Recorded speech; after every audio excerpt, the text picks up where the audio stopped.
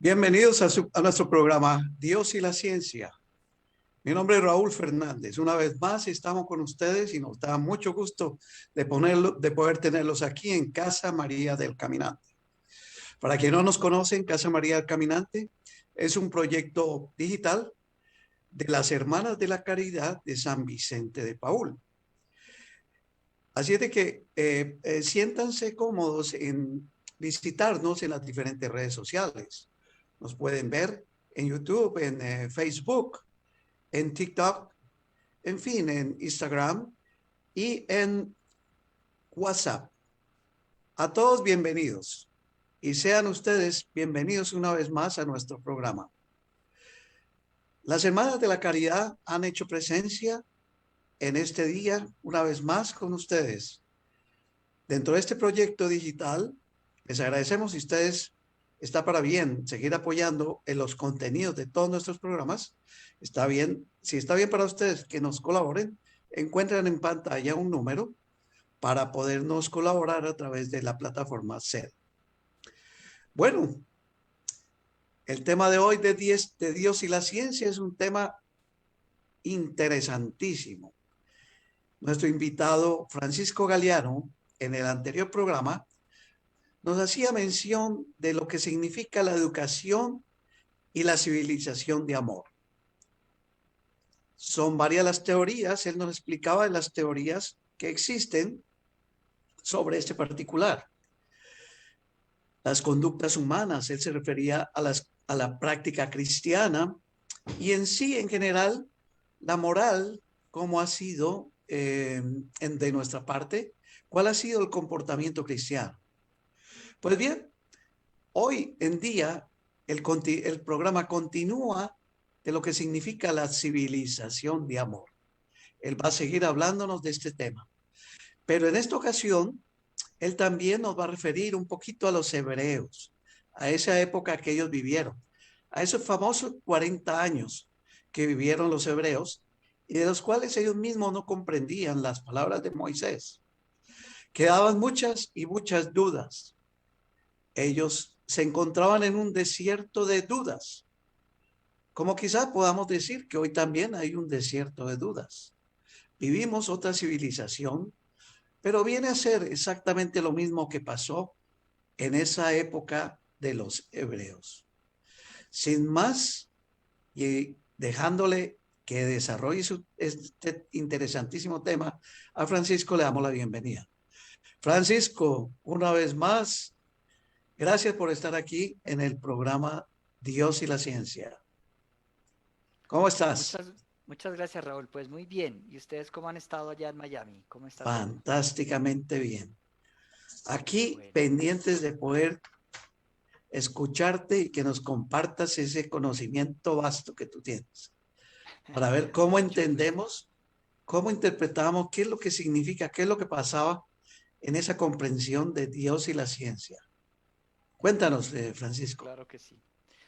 Bueno, voy a hacer un pequeño recuento del pasado programa. Ajá, Estuvimos fantástico. hablando que un biólogo, Luigi von Bertalanffy, aquel personaje que propuso la teoría general de sistemas en los años 50, eh, propuso, él es un biólogo que estudia la vida, entonces se da cuenta que la vida tiene unos modelos, unos sistemas para generar vida. Entonces él dice que todos los modelos sociales deberían cambiarse y modificarse a raíz de los modelos de la vida, porque esos modelos de la vida nos enseñarían a nosotros como seres humanos y como parte de un sistema vivo, realmente a generar vida como lo hace la naturaleza.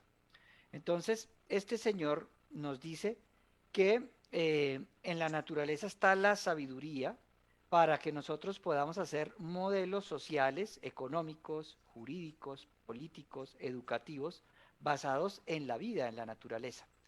Eh, a él todavía no lo han comprendido muy bien, no se ha comprendido muy bien el mensaje de Berta Lanfi, algunos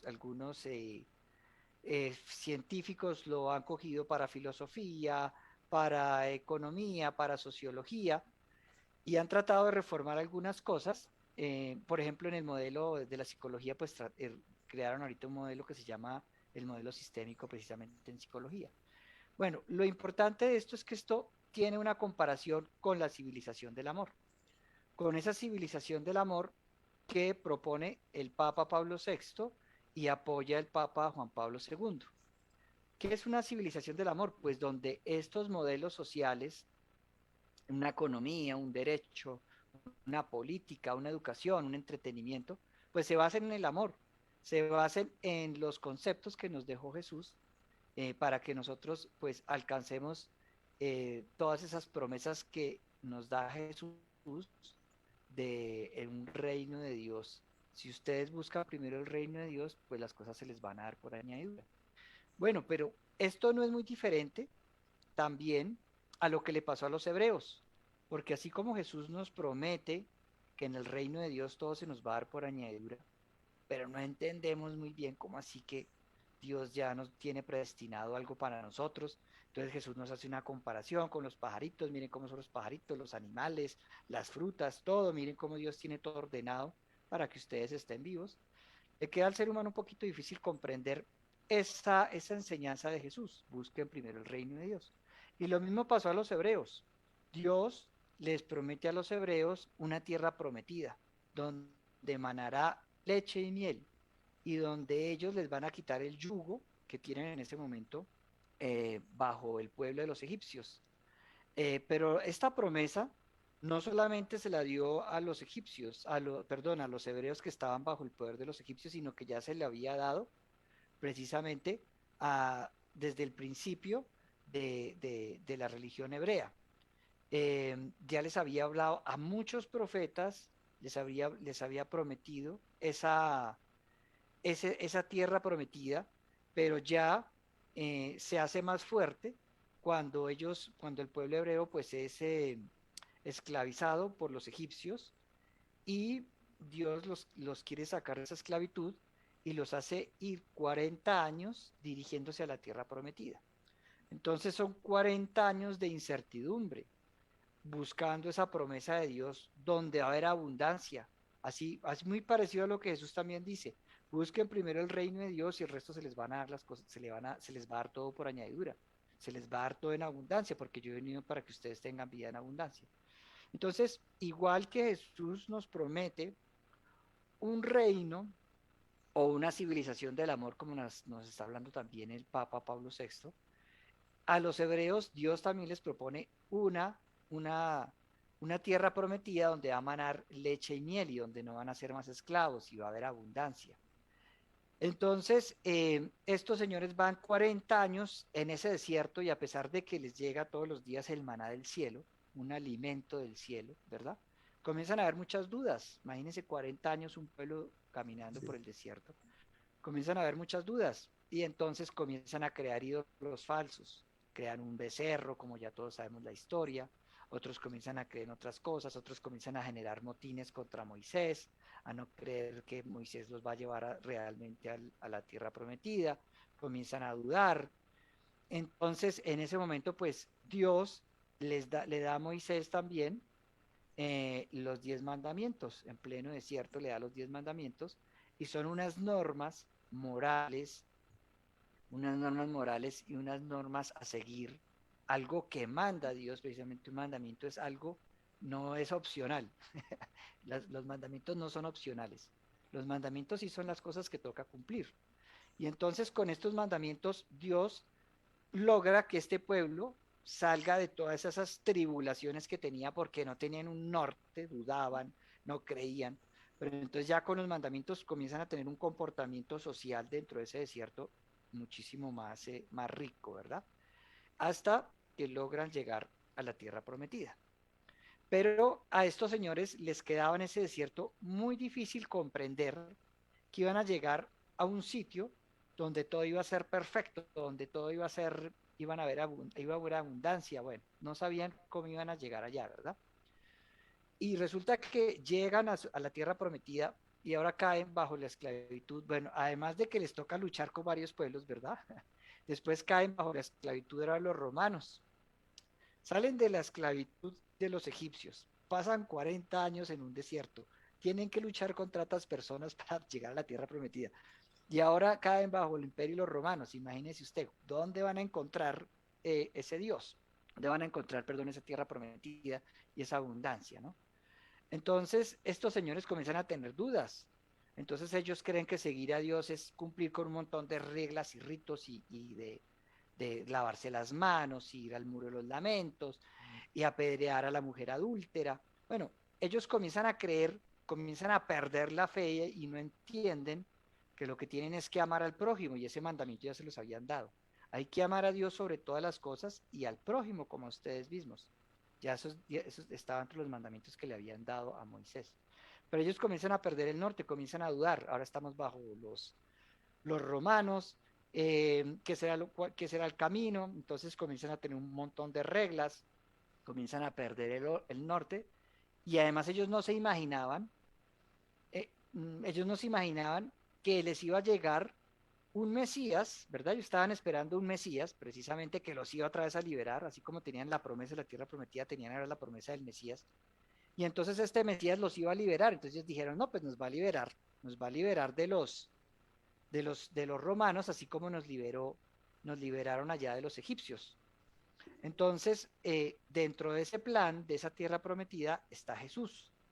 Y Jesús les dice, para llegar a la tierra prometida, hay que hacer primero la voluntad de Dios. Busquen primero el reino de Dios y el resto se les dará por añadidura. Entonces viene a clarificarles qué es la tierra prometida.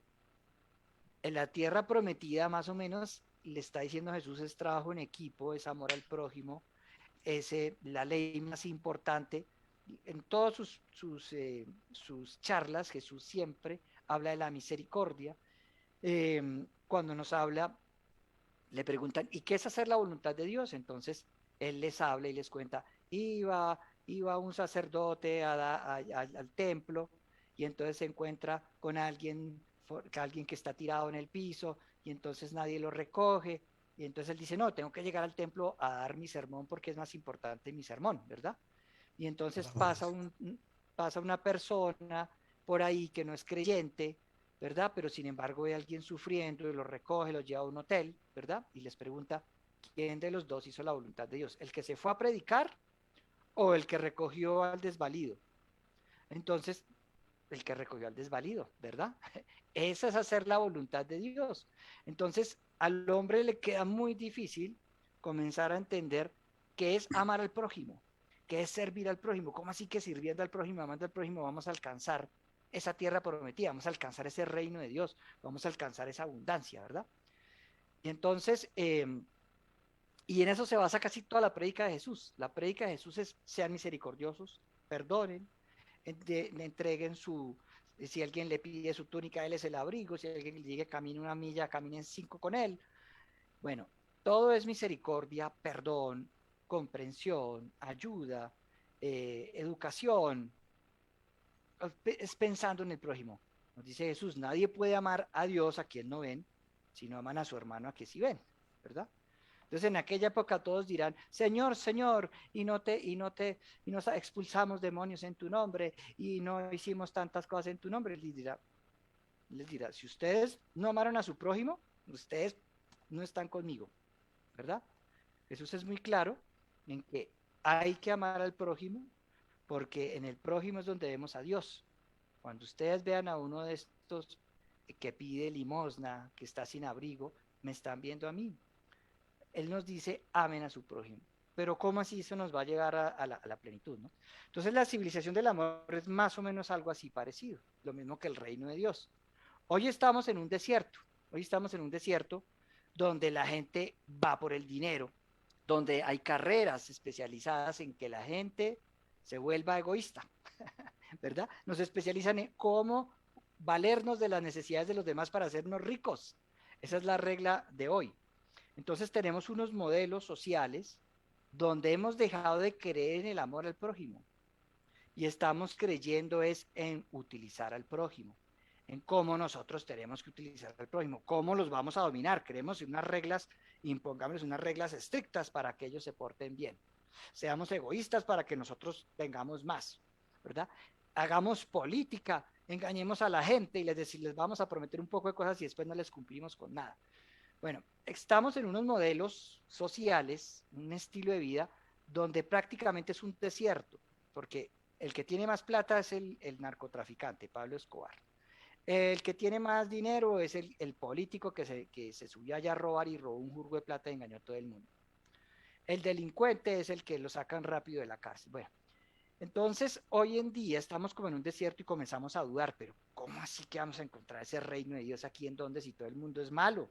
Todo el mundo lucha solamente por su dinero y por sus cosas. Entonces, ¿cómo nos cabe a nosotros en la mente que sí hay un reino de Dios y que sí podemos vivir amando al prójimo? ¿Nos podremos imaginar un modelo económico donde sea el servicio al prójimo y encontremos abundancia? Entonces es muy difícil imaginárselo, pero hasta que no lo vemos y no lo comprobamos, no nos damos cuenta. Y eso fue lo que le pasó a los hebreos. Los hebreos finalmente encontraron esa tierra prometida que Dios les había dicho. Pero no fue con Jesús, porque a Jesús no le creyeron.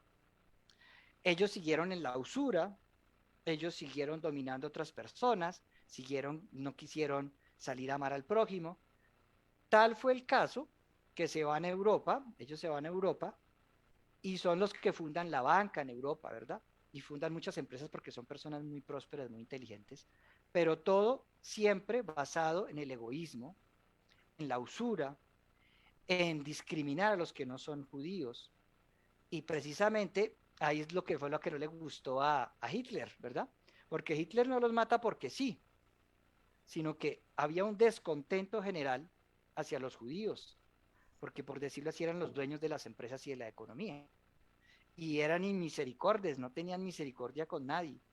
Entonces, Hitler, pues algo lamentable para la humanidad, algo que no iba a haber pasado, pero los judíos de alguna manera eh, provocaron lo mismo que no, pues no, no eso nadie se debe matar, ¿no? Pero ellos con su injusticia lograron ganarse el odio de todo un pueblo.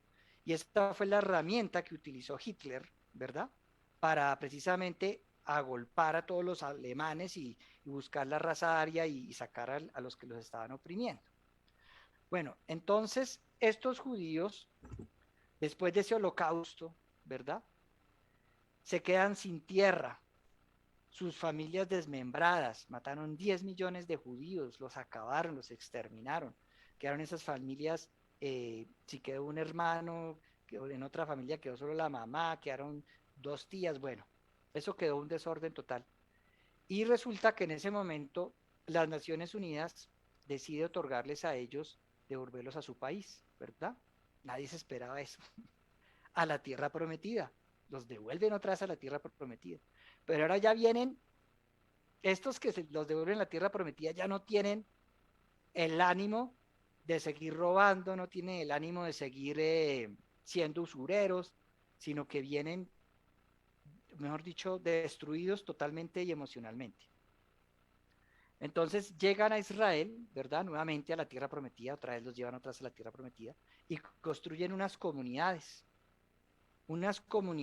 como Jesús les había dicho siempre, unas comunidades donde todos iban a trabajar en común unión, trabajando la tierra, el desierto, y resulta que estas comunidades de judíos comienzan a ser prósperas, comienzan a tener una prosperidad impresionante, porque trabajaban todos unidos, trabajaban todos bajo el amor de Dios y en ese concepto de la tierra prometida.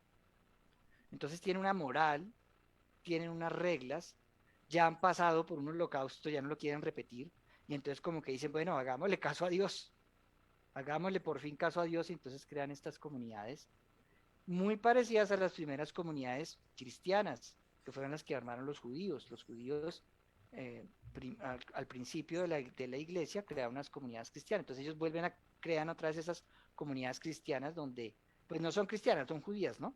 Pero con el concepto que Dios siempre les había dicho, ámense al prójimo, ámense, cumplen el primer mandamiento. Entonces ellos bajo su religión comienzan a armar por fin estos sitios y esto es lo que les voy a mostrar. Entonces yo quiero hacerles una pregunta. En este momento a Raúl le cabe en la cabeza como economista que existe un modelo económico mejor que el capitalismo y que produzca más riqueza que el capitalismo? ¿Lo puede imaginar? Por supuesto que no puedo imaginarme que sigamos en ese modelo, Uh -huh. porque definitivamente es el modelo que no ha funcionado, el que nos han creado a través de la historia y el que no ha funcionado, porque de todas formas ha sido el modelo de la esclavitud. Uh -huh. Indirectamente no es que sea el esclavo que está ya picando y que está sirviéndole, es otro tipo de esclavitud que hay actualmente. Es la sumisión a endeudate y ahí tienes tu esclavitud. No saldrás de esa esclavitud. Es otro tipo de modelo económico que definitivamente está cambiando y tendrá que cambiar, Uh -huh. que no les ha funcionado porque cada vez está siendo el pobre más pobre y el rico más rico. Entonces la brecha entre el pobre y el rico cada vez está siendo muy grande. Entonces, ese modelo no ha venido funcionando. Y por supuesto, como tú lo has explicado muy bien, si en la antigüedad se hablaba o se daban las pautas del modelo de amor, Uh -huh. fueron los mismos hebreos que empezaron a crear más y más y más normas, a confundirse en más, cuando en realidad dentro de las 12 o 20 o 200 o 300, no sé cuántas normas tienen ellos, la única valedera es la del amor. Uh -huh. Pero si existen esos modelos económicos a los cuales tú te estás refiriendo, pues son modelos que no van a existir porque lo que más quieren es acumulación, acumulación de dineros. Uh -huh. Bueno, pues hoy vamos a ver un modelo A que ver, cambia totalmente los paradigmas del capitalismo y del comunismo, y además son basadas en el amor. Entonces, y supremamente prósperos. Y es que el pueblo judío fue elegido por Dios y nunca dejó de ser elegido, ¿verdad? El pueblo judío nunca dejó de ser elegido, ni para que llegara el Mesías, ni para que ellos obtuvieran la tierra prometida, porque la tierra prometida era prometida por Dios y Dios no dice mentiras. Entonces, vamos a ver cómo crearon estos judíos estos nuevos modelos después del holocausto, después de haberles quitado el orgullo, ¿verdad? Les quitaron el orgullo completamente y entonces por fin decidieron hacer la voluntad de Dios. Entonces vamos a conocer estos modelos, este modelo social. Voy a compartirles pantalla. Voy a compartir la pantalla, permítame un segundo. Jaime Andrés, entonces ya voy a comenzar a compartir y les voy a mostrar, acá estos modelos que siempre fue lo que Dios quiso para los hebreos y ellos no querían entender, ¿verdad? Hasta que por fin lo entendieron. Entonces, son unos modelos que precisamente no los desarrollan los judíos que vivían allá en la tierra, porque la tierra prometida, o esa tierra, mejor dicho, ese país desapareció. Todos los judíos casi migraron y quedaron muy poquitos, no existía el Estado de Israel. Entonces, a los israelitas los repatrian otra vez, después del Holocausto, en la Segunda Guerra Mundial, después de la Segunda Guerra Mundial, Naciones Unidas les vuelve a dar la tierra, y ellos comienzan a generar para volver a hacer su país unos kibbutz. Entonces son unos modelos de desarrollo comunitario, son comunidades agroindustriales. Entonces aquí, por ejemplo, podemos ver uno, las casas alrededor, ¿verdad? Los centros de las empresas, lo que cultivan. Bueno, vamos a ir contando en qué consisten estos modelos, que fue lo que Dios siempre les pidió a ellos que hicieran. Entonces vamos a ir moviéndonos. Vamos a ver, bueno. Estas son una comunidad rural singular, una sociedad basada en la ayuda mutua y la justicia social. Es un sistema socioeconómico que tiene como principio básico la cooperación en la producción, en el consumo, la educación. Uy, se me fue ahora. La educación, la propiedad conjunta de bienes. Entonces, ¿a qué se referirán esto? Bueno, que todo es de todos. En estos kibbutz, los primeros que comenzaron, todos se repartían los trabajos. Entonces, tenían las mismas industrias acá, tenían los mismos colegios. ¿Quiénes le dictaban las clases a los niños? Pues las personas de la misma comunidad. Entonces usted no tenía que mandar su niño a un colegio allá para que le saquen no sé cuántos dólares para que lo capaciten, sino que la misma gente de la comunidad es la que les da las clases a los niños. Tienen un comedor social. Entonces todos trabajan muy cerca, ¿verdad? Las empresas están muy cerquita. Llegan allá a su comedor y hay otros que les tocó hacer la comida en una época, entonces cogen y sirven la comida y los otros, y llegan los otros a almorzar, se encuentran todos, todos vienen en comunidad, entonces aquí nadie paga por nada. Aquí hay un supermercado y en el supermercado usted va y coge lo que necesita y listo, se lo lleva para su casa, porque no se maneja el dinero adentro de los kibbutz. Entonces, todos trabajan en las empresas, todos dan las clases en los colegios, todos atienden los diferentes estamentos, tienen unos sitios donde lavan la ropa, donde preparan la comida, donde dan la educación, tienen centros artísticos, tienen de todo. Y se van repartiendo las tareas, pero todo es de todos, ¿verdad? Entonces vamos a hablar un poquito de eso. Los kibbutz son comunidades de familias que trabajan en granjas agroindustriales. Fueron fundadas a principios del siglo XX por jóvenes pioneros judíos, principalmente de Europa Oriental, quienes vinieron a forjar una nueva forma de vida en su tierra ancestral y lograron desarrollar estas florecientes comunidades, pero solamente se desarrollaron cuando llegaron los repatriados después del Holocausto, porque estas primeras comunidades pues no tenían fuerza, ¿verdad? Estaban apenas tratando de comenzar a hacer la voluntad de Dios, pero después del Holocausto, que sí regresan ya todos los judíos, entonces ¿dónde los integran? En esas comunidades y crean muchísimas otras bajo ese modelo de comunidad de hermandad. Entonces, son tan prósperas, aquí podemos ver las fotografías de algunas se dedicaron al turismo. Entonces, esta que vemos aquí sobre el mar, tienen hoteles, tienen sus casas, sus edificios, una cosa, pero full, uno va. Unos se dedicaron, otros en el desierto. Aquí vemos una fotografía en el desierto, hicieron sus comunidades y lograron sacar del desierto, lograron hacer que en el desierto se cultivaran la mayoría de los frutos tropicales que Latinoamérica, con todos los climas, no ha podido cultivar. Ellos las cultivan allá y se las venden a Europa. Entonces hicieron grupos de familias, de comunidades que trabajan todas unidas, donde todo era de todos, ¿verdad? Hoy en día hay repartidos en todo el país unos 270 kibbutz que van desde 500 a 600 miembros de 50 a 100 familias. Contribuyen a la producción del país en un 35% de la producción total, principalmente en agricultura y diversos campos industriales, a pesar de que solamente es el 2.7% de la población de Israel. Entonces, ellos contribuyen en el 35%, pero claro está que Israel se volvió a retomar gracias a los kibbutz, porque los kibbutz se hicieron en diferentes partes, en diferentes regiones, son 270 en total, en diferentes regiones de Israel, y entonces ellos fueron los que volvieron a hacer, volvieron a darle, a conformar el mismo Israel, porque el mismo ejército vivía entre los kibbutz, entonces les daba seguridad, y fueron los que volvieron como a retomar y a utilizar las tierras, entonces se expandieron a través de los kibbutz. Ya después comenzaron a crear otras ciudades, las ciudades que conocemos.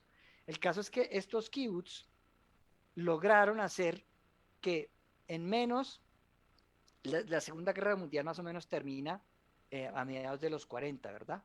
No tengo muy presente la fecha. Y es cuando ellos los repatrian más o menos entre los 40 a los 50 más o menos, llegan otra vez allá.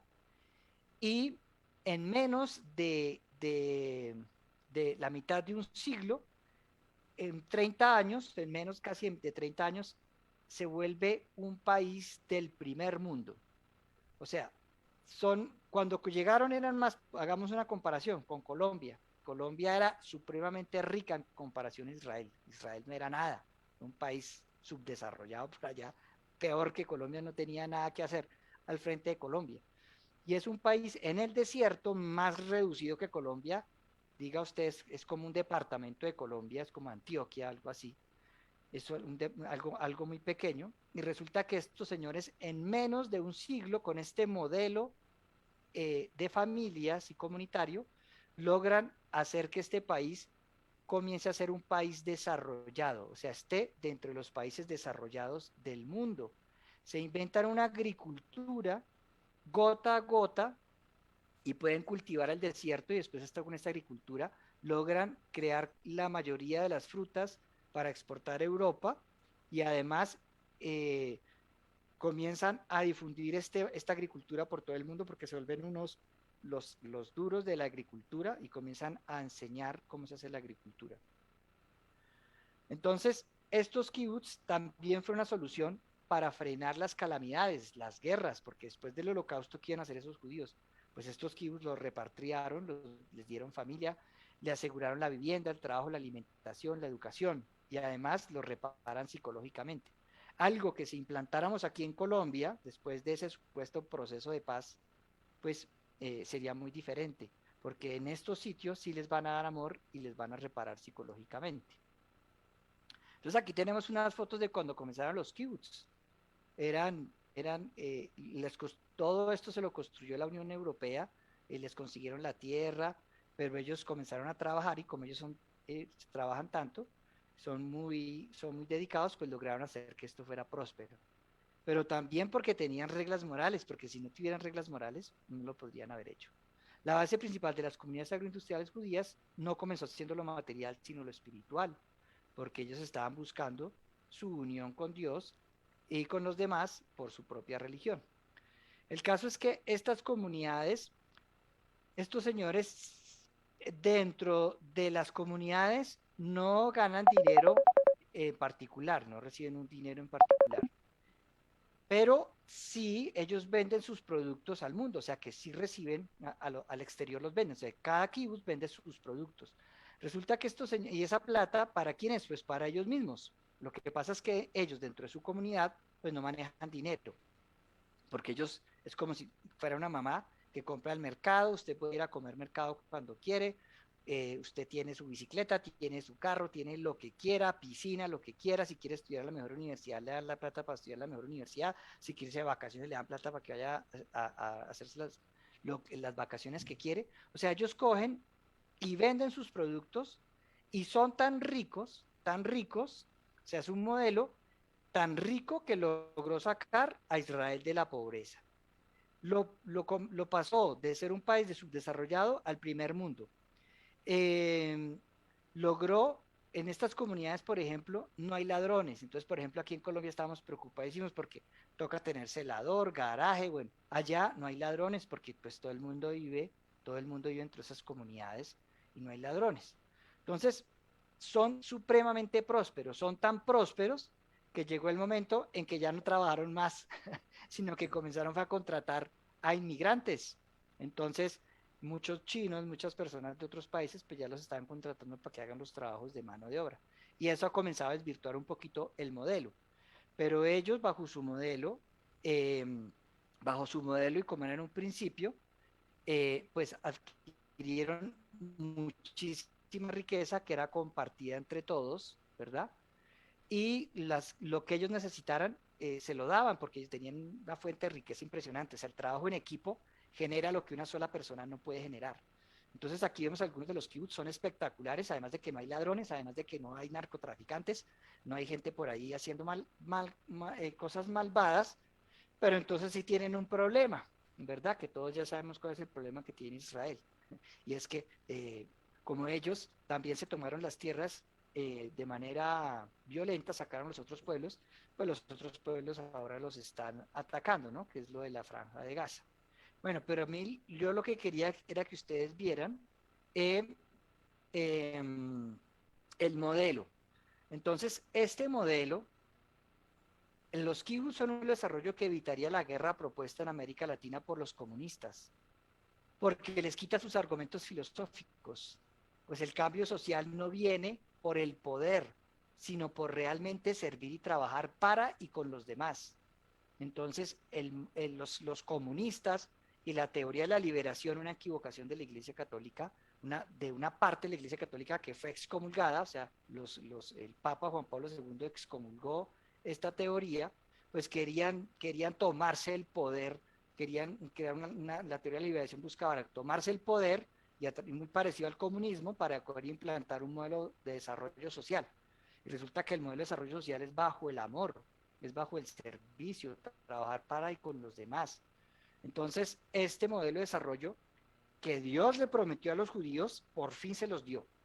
Pero tuvieron que pasar por un holocausto, tuvieron que romperle todos sus paradigmas de soberbia, de prepotencia. Mejor dicho, tuvieron que quedar sin nada para que comenzaran de cero. Y por ahí dice algo que Dios siempre comienza todo de cero, ¿verdad? Entonces, estos judíos tuvieron que pasar por ese holocausto para comprender las palabras de Dios. Estas comunidades las estudiaron los científicos. ¿Por qué son tan prósperas?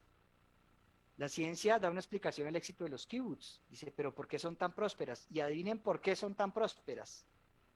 Porque se parecen al modelo que está hablando, el que está hablando Luigi Bombertalanffy, la teoría general de sistemas. Porque nosotros somos un sistema, nosotros los seres humanos también somos un sistema.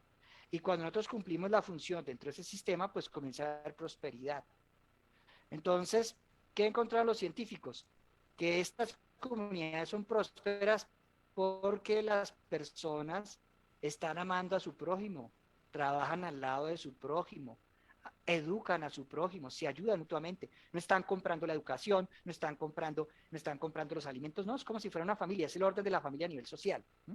Entonces, los señores que estudian la biología se dan cuenta que este modelo corresponde al modelo que está planteando Bertalanffy de hacer comunidades y modelos de desarrollo de sociedades vivas, ¿verdad? Como si el ser humano se comportara como un sistema vivo. Entonces, hay unas características emergentes. Por ejemplo, hay seguridad, no hay ladrones, ¿verdad? Porque como todo el dinero lo reparten, a todos los ayudan, entre todos se colaboran. Entonces, no hay ladrones. Una primera de las características emergentes, no hay ladrones, no hay delincuencia, no hay atracos. Entonces, los encuentran que hay una homeostasis también, los científicos. ¿Qué quiere decir que hay una homeostasis? Que hay un equilibrio entre la naturaleza y el ser humano. Porque el ser humano no está en una gran ciudad como Bogotá, moviéndose en un bus una hora gastando gasolina para llegar a su trabajo y volverse por la noche montado en otro bus 2 horas, o sea, se gasta 4 horas en un bus gastando gasolina, plata, perdiendo su vida para ir a trabajar y volverse generando contaminación. No, aquí no pasa eso. Aquí el trabajo, los amigos, la familia, todo está en un mismo sitio, ¿verdad? Entonces, hoy están proponiendo como solución, los científicos están proponiendo como solución al cambio climático, comunidades agroindustriales en el campo de familias, además con energías limpias, energía solar, energía eólica, ¿verdad? Para que comencemos a restaurar el planeta. La ciencia propone comunidades agroindustriales con responsabilidad ambiental, con uso de tecnologías limpias, renovables y cultivos orgánicos. La biología encuentra que la comunidad y sus relaciones de cooperación son las que pueden llevar al hombre a tener un equilibrio con la naturaleza. O sea, cuando el ser humano ama a su hermano, pues comienza a tener también un equilibrio con la naturaleza. Se descubren características emergentes de abundancia y salud mental totalmente desconocidas y ocultas en un sistema individualista. Es decir, en este sistema individualista en el cual nosotros vivimos, nunca vamos a encontrar las características emergentes de prosperidad. ¿Por qué? Porque aquí van a haber ladrones, van a haber políticos corruptos, va a haber gente que nos vende la droga a los niños, van a haber un poco de ideologías, va a haber gente comunista que quiere tomarse el país a través de la violencia, bueno, infinidad de enfermedades mentales que nos atacan. Pero cuando nosotros nos comportamos como hermanos y ayudamos a los demás, pues el ser humano y su modelo social puede cambiar, incluso de manera exponencial. O sea, si estas comunidades, si la gente comienza a sanarse psicológicamente, se sale de este mundo individualista, por fin se sale, porque Jesús nos decía, hay que salirse del mundo. O sea, si usted sigue en el mundo no está haciendo nada porque va a terminar contaminado, va a terminar usted aprovechándose de las necesidades de los demás, salga del mundo, cree las primeras comunidades cristianas. Esas fueron las primeras comunidades cristianas, eso fueron lo que hicieron los apóstoles al principio, buscar unos terrenos para ir y poderse reunir, poder vivir en comunidad.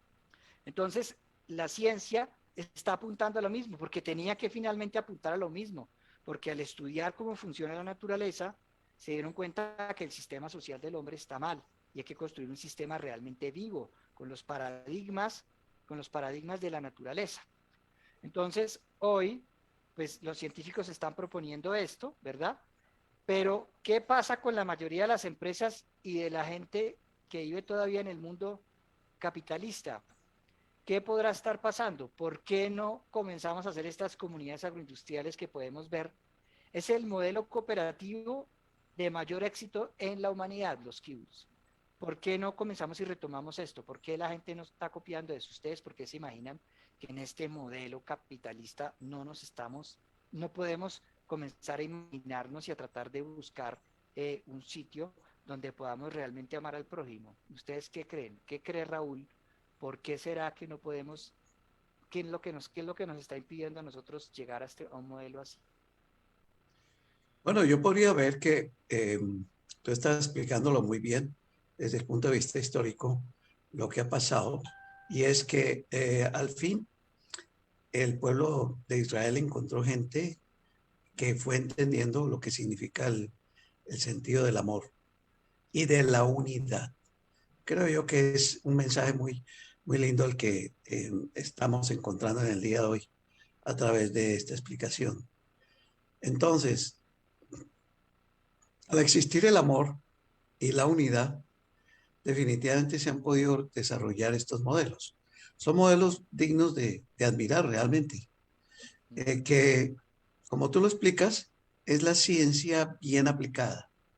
No es el tipo de ciencia como el que mostrábamos en los capítulos anteriores de Dios y la ciencia, que prácticamente, si estamos estudiando hoy en día matemáticas o estamos estudiando economía, analizábamos que lo que están dando hoy en día no es educación, sino adoctrinamiento. Y si alguien quiere profundizar en estos temas, yo los sigo invitando a que miren los diferentes capítulos dentro de este canal de Casa María del Caminante y el programa Dios y la Ciencia. Y miren lo que hablábamos anteriormente de lo que ha generado y la confusión que ha creado. Entonces, aquí en realidad sí hay un Dios que ordena las cosas.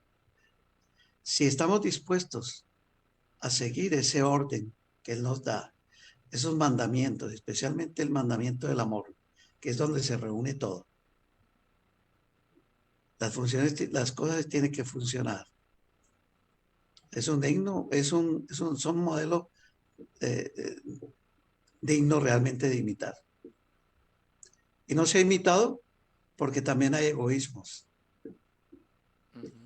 Ahí nos han creado el nuevo desierto al cual tú te habías referido al principio, Francisco, y el que planteamos como pregunta, como interrogante. ¿Será que vivimos todavía ese desierto del desamor? Entonces, meditemos bien si queremos ir e imitar lo bueno que ya está creado, que podría no costarnos mucho, porque ¿para qué vamos a inventar la rueda? Dicho de otra forma. Sí, así es. Y algo muy importante, estamos en este desierto Sí, y al igual que los hebreos, estamos consumiendo el pan del cielo, el pan bajado del cielo, estamos comiendo el maná, que es a Jesús, ¿verdad? Estamos recibiendo a Jesús, pero no no hace, entendemos qué es recibir a Jesús. Estamos recibiendo el pan del cielo, está Jesús ahí, en todos los altares, en la Eucaristía, nos está diciendo, oiga, la Eucaristía no es para que usted se salve, sino para que usted cumpla con lo que esté en común unión con Jesús. Por así eso se es. llama comunión. Es común estar en común unión. O sea, yo ir a misa no me va a salvar. A mí lo que me salva es hacerle caso a lo que me dicen en misa.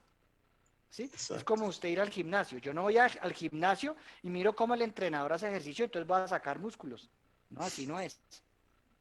Si yo voy a la misa y quiero mi salvación, tengo que hacer lo que me están diciendo que haga.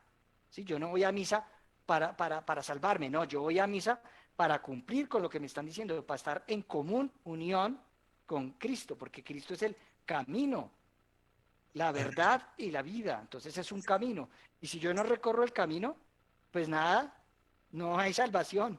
Si además no estoy haciendo nada por mi prójimo, si yo no cumplo con el primer mandamiento, que eso sí es un mandamiento, no es opcional, amar a Dios sobre todas las cosas, amar como hizo toda la naturaleza y amar al prójimo como a uno mismo, ¿verdad? Si yo no cumplo con ese mandamiento, yo tampoco me voy a salvar. O sea, no hay predestinación como lo dicen los cristianos. Los cristianos le tienen metido el cuento a la gente que ya dicen, yo creo en Jesús y entonces ya se salvó. Y el tipo sigue el negocio vendiendo droga, vendiendo alcohol, vendiendo un poco de cosas, perteneciendo al mundo, contaminándose creando este mundo, este desierto, y no le hace caso a Jesús. Y está recibiendo el pan, el maná del cielo, pero no hace caso, no ha Exacto. comprendido. ¿Mm? No hay una coherencia, No hay Francisco. coherencia, No no. hay coherencia de lo que se aprende, de que ciertos grupos, quizás no queremos entrar a mencionar ninguno de ellos, porque de todas formas es el hombre que quiere llevar su vida, pero no quiere dejarse, no está abierto a las nuevas enseñanzas y que quizás está demostrando que va a la iglesia, como lo mencionas, que va a la iglesia, escucha, lee mucho la Biblia, pero sale del sitio de donde está aprendiendo todos esos versículos, se monta al carro y ya empieza a agredir a la mujer, a hablar vulgaridades, a, y si va más adelante y llega a la casa, sigue siendo el mismo, porque ya no hay el amor que supuestamente debió aprender. Ya no existe el perdón, el querer salirse, el querer limpiar ese corazón. Francisco, hoy ha sido muy interesante el programa. Yo creo que nos has dejado unos lindos mensajes y podemos sacar conclusiones de lo que significa el amor, de lo que significa la unidad, trabajar en unidad, trabajar en comunidad, como tú lo habías mencionado también. Uh -huh, uh Pero -huh, qué importante es también uh -huh, saber y conocer quién fue y quién es Jesús. uh Para -huh, esto hay que abrir un corazón, hay que salir de todo lo malo, hay que hacer confesión, uh -huh. ¿correcto? Sí, señor. Ahí están las piscinas de la gracia, Ahí como dicen está. algunos hermanos míos, pero las Sí, piscinas de la gracia son con un objetivo, de que hay que cambiar de actitud. O sea, yo no puedo ir a misa los domingos, estar en las piscinas de la gracia y los 5 días restantes estar metidos en el mundo, trabajando para aprovecharme las necesidades de los demás, ¿verdad? correcto. Sino que yo tengo es que mi vida tiene que ser coherente con las enseñanzas de Jesús. Exacto. Coherente y persistente en el Uh -huh, cambio interno. uh -huh. Francisco, muchas gracias. A A todos usted, ustedes Raúl. queremos invitarlos para que nos sigan escuchando, nos sigan viendo. Queremos agradecerle hoy en día a nuestro director técnico Jaime Reyes. Queremos seguir invitándolo a ustedes para que nos sigan apoyando a través de nuestras redes sociales a Casa María del Caminante. Y con ustedes nos veremos próximamente en Dios y la ciencia. Muchas gracias y Dios los bendiga. Gracias, Dios los bendiga.